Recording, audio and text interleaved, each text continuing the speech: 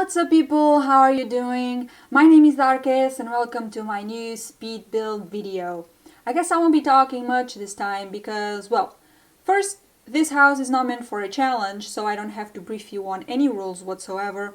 And second, I built this house a really long time ago and I don't remember most of what I was thinking while building it.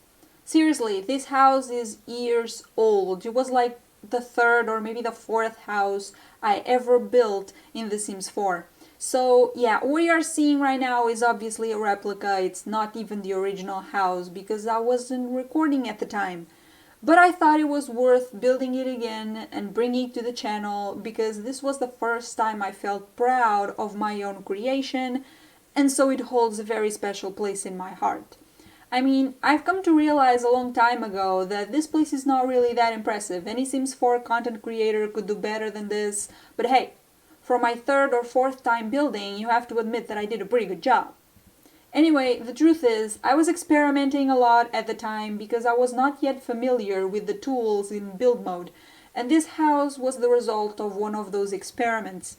Like, I didn't even actually mean to build a whole house. I just wanted to test the basement tool to see if it was possible to build an underground garden and how it will look like.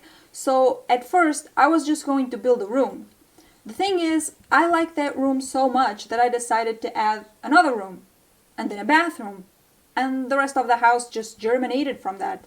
I wasn't thinking at all about how the house will look like from the outside, and that is probably the reason why it's lacking quite a bit on that department. Like, you will see that I didn't even bother including screenshots of the front of the house because there's really nothing to see there.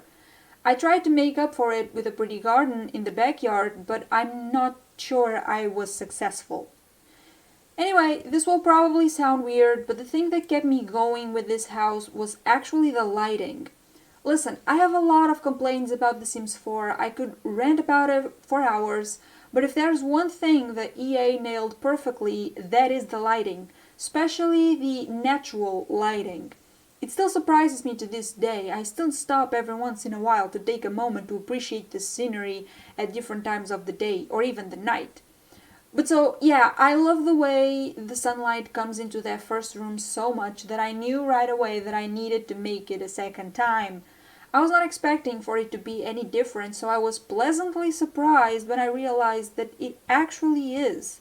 Since the windows of the bedrooms are facing opposite directions, the natural lighting coming in through them also changes based on the position of the sun in the sky, just like in reality. I mean, it's such a simple thing, yet it makes such a big difference in the immersion of the game. I love it. Whoever programmed this, give them a raise, EA. Now, that second bedroom probably looks kinda weird, but then again, I was experimenting.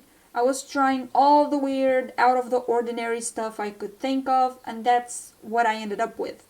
I placed a pink bed and a blue bed, but obviously, if you download this house from the gallery, you can just change the color swatches to match your tastes or needs.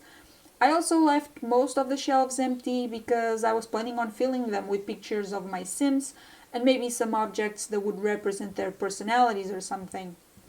Now, the first bathroom I built in this house is completely out of my usual style. I usually don't put a lot of effort into decorating bathrooms. I just make a small room with a sink, a toilet, toilet paper, and a shower or bathtub. I might throw a rug and a towel hanging on the wall too, and that's it. But then, my best friend told me the bathrooms are actually one of her favorite rooms to decorate, so I tried to pay a little bit more attention to this one. I guess I was trying to understand what was so magical about decorating a bathroom, but to be honest, I still don't quite get it. I mean, her words do come to mind whenever I decorate a bathroom now, so I guess it was still effective. Maybe I will understand her better once I get that bathroom clutter kit. In the next 5 years, of course, when I can finally afford it. Anyway, the second bathroom you will see me building is more like my usual style, meaning small and uninteresting. Like, I couldn't even be bothered to use different wall and floor tiles. I used the same ones from the big bathroom. Sorry, not sorry. Oh, by the way, I'm not using the tool mod either because I didn't know it existed at the time. Also, this house is 100% base game. There's no expansion packs here, no CC, no mods, no nothing. Moving on, for the rest of the house, I was just winging it. Well, actually, I was winging the whole thing.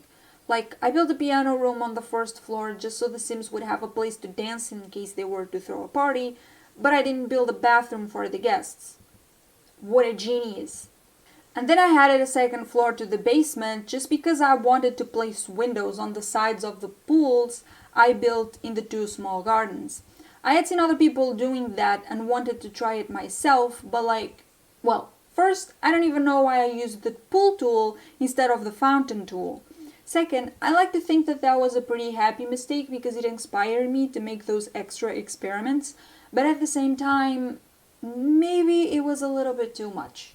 Like, I built a gaming room, a gym, and an art room in there because I didn't know how else to justify the existence of that second floor.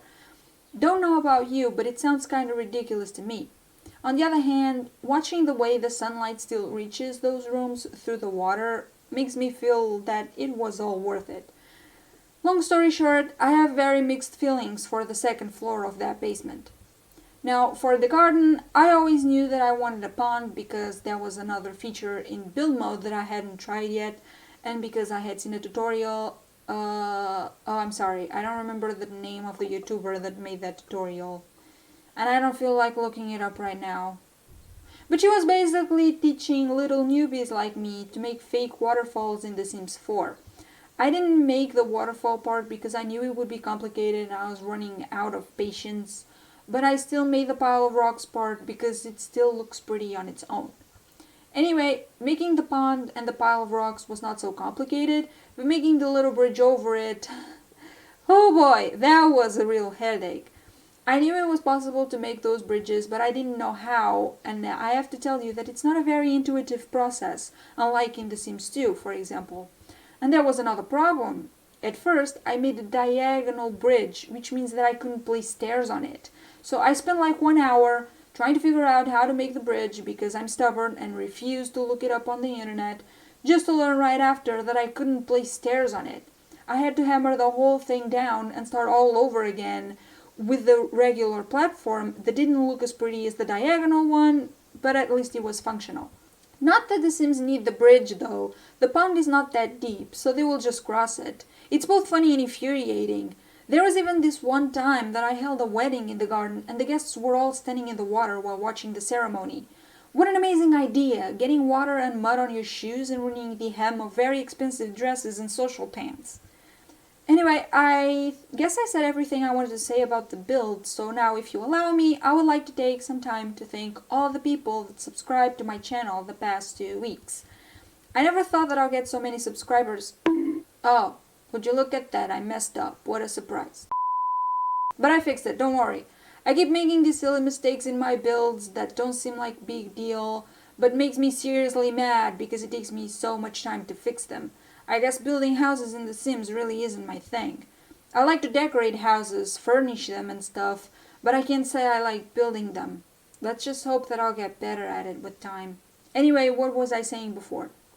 I was talking about the subscribers, yes. Most people wouldn't consider a little bit over 20 subs a lot, but it is to me. I'm not used to have that many people interested in what I do. It even scared me a little, I'm not gonna lie, but it also made me very thrilled.